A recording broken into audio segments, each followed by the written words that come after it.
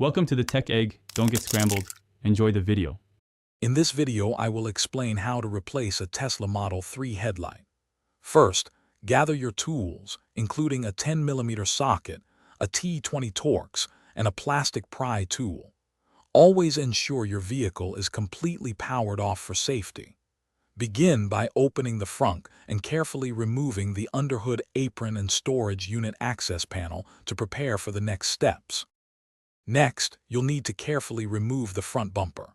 Start by taking out the push-in pins from the fender liner and the 10mm bolts on each side of the bumper. Then, unscrew any 10mm bolts found underneath the front bumper. With all fasteners removed, gently pull the bumper outward to disengage it from its mounting clips, setting it aside safely. Now it's time for the headlight itself. Disconnect the electrical connector by pulling its red locking tab away, then pulling the main body of the connector. Remove the two 10mm bolts that secure the headlight to the vehicle body. Gently slide the old headlight out.